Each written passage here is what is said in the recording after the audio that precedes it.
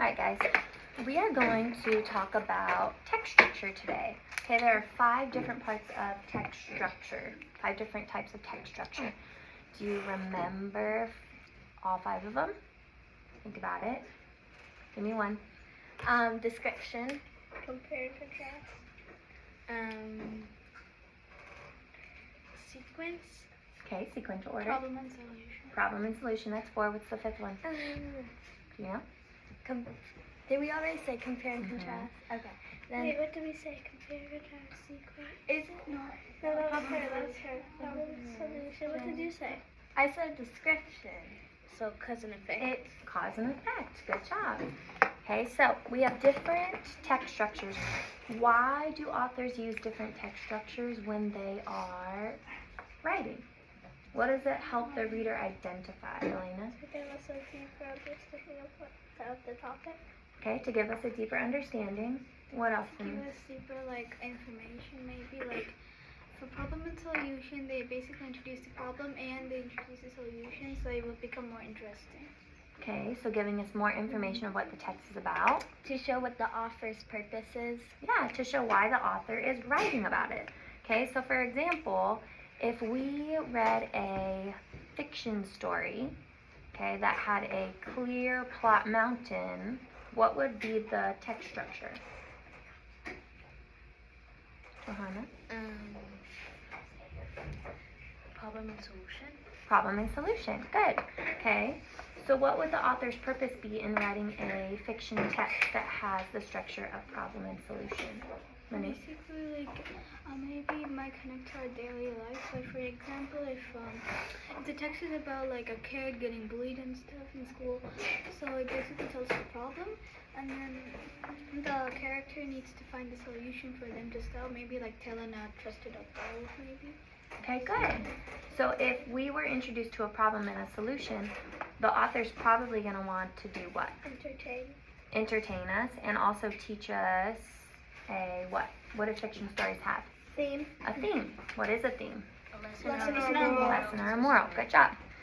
All right, so what we're going to do today is we are going to look at a text.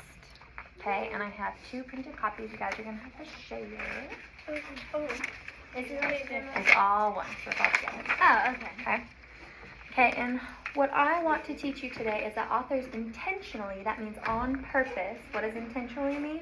On purpose. On purpose, use text structures to contribute to the author's purpose. Okay, so we've talked about author's purpose before. Author's purpose is as easy as Hi. What does the P stand for? Persuade. Inform. Entertain. Perfect, okay? So just by looking at our first page of our text, we can already infer that this is a what type of genre?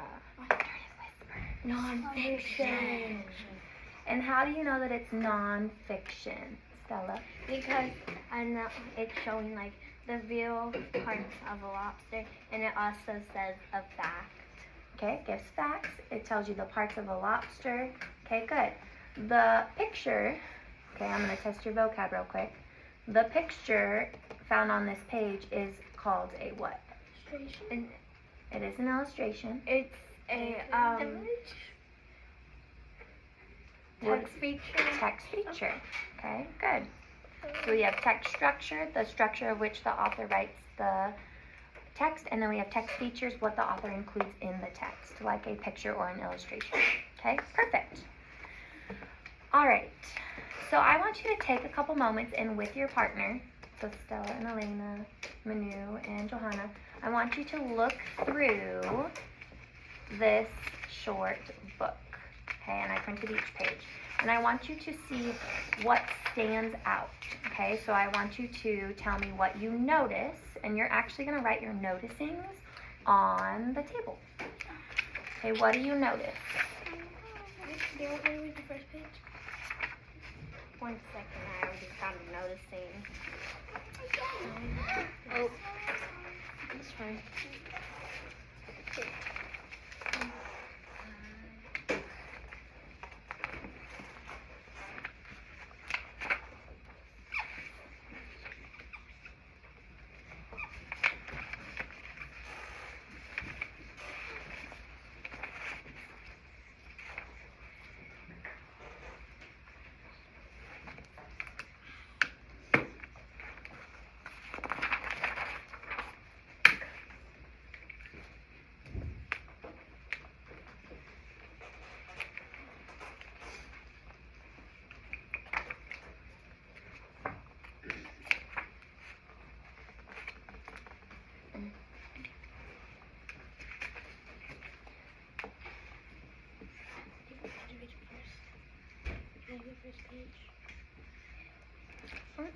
crabs and lobster related?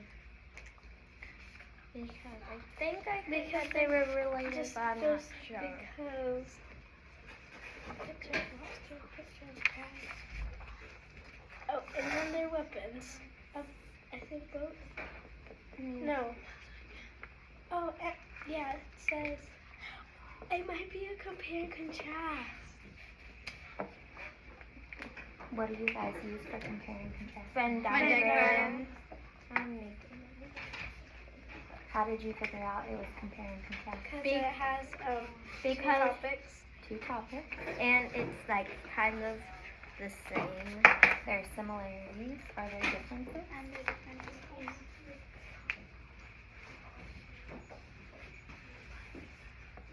Oh, sorry, but I didn't cost more.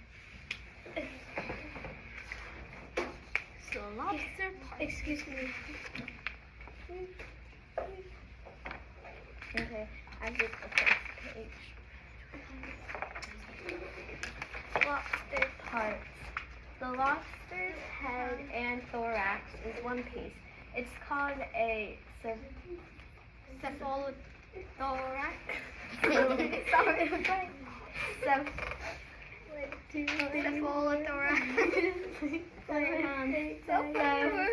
11, 12, 13. That's 13 letters. Cephalothorax. Yay. A lobster has 8 legs just like a spider and a scorpion. Fact, the lobster feeds itself with its 4 front legs. Tail fact, the American lobster has 5 flaps at the end of its tail. On land, lobsters cannot walk well. The front 2 legs on each side has pincers on them. Feeding legs, mouth, eye, scissor claws, knuckle, antenna, crusher claws. I'll read the blue page. Crab anatomy. The blue crab's body is in one piece. Its shell is called a carapace. Running fact: the blue crab walks and runs sideways. Walking fact: a soldier crab is one of few crabs that walks forward. Blue crabs can swim well, and they're also great runners. They can run fast on land. Swimming fact: the last pair of legs on a blue crab are shaped like fins. Swimming legs, walking legs, eyes, antenna, claws. Okay, so I already noticed that Stella has her Venn diagram and she's putting, what are you putting in your Venn diagram? Well, for crabs, I put that they have shell, and for both, I put that they swim and they have claws.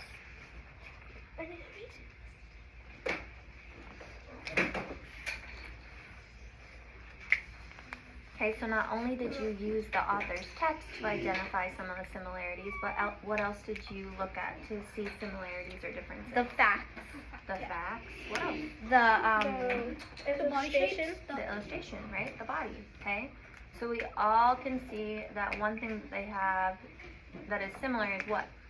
Based off of the illustration. They're both sea creatures. Okay, they are both sea creatures. They both have balls. They both have claws. That's what I put. Okay, what would be a difference in their claws? Renee? So basically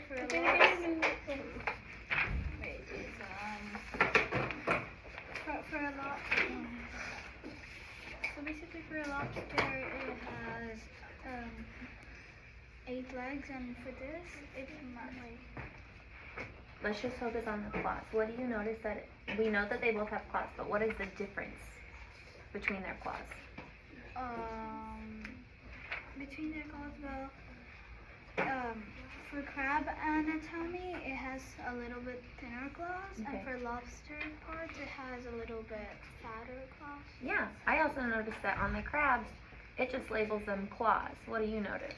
I noticed that it says that for the lobster, they use their claws for eating, and for the crab, they use their claws for swimming. Good, noticing. Okay.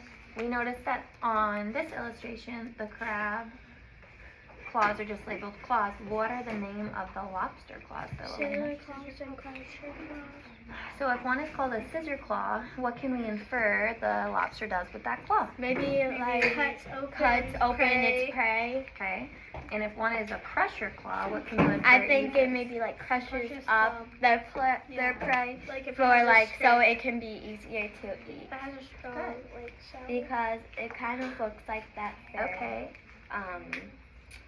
face is like it has a small mouth, and the that prey makes might be like a little bit bigger, so it probably needs to crush it up. Okay, good. I noticed that you said kind of like crushing a nut. What does that remind you of? A nutcracker. A nutcracker, right? I So- was about to say a nutcracker. We can make the connection of the lobster's crusher claw to the nutcracker. Have you guys ever seen Mom or Dad or I've you seen that crush one. them? I've been in it. So basically, they crush the nut and Mhm. like yeah. And it opens it up. Good job.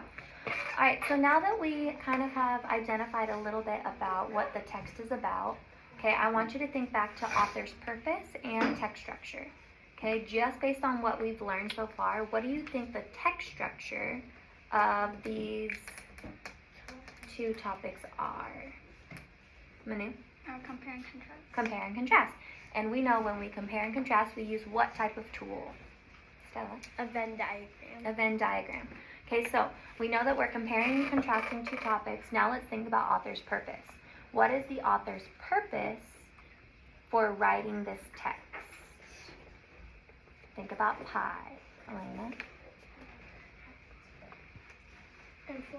Inform us about what? The difference of crabs and lobsters. So inform us of the differences and similarities of Lobsters lobsters and crabs. Good job. Okay, so did you notice that when we identify the text structure and the author's purpose, that we use all that we know about the text? So not only the information, but also the text features. Okay, so when we think about STAR testing, what other text features could help us identify the text structure?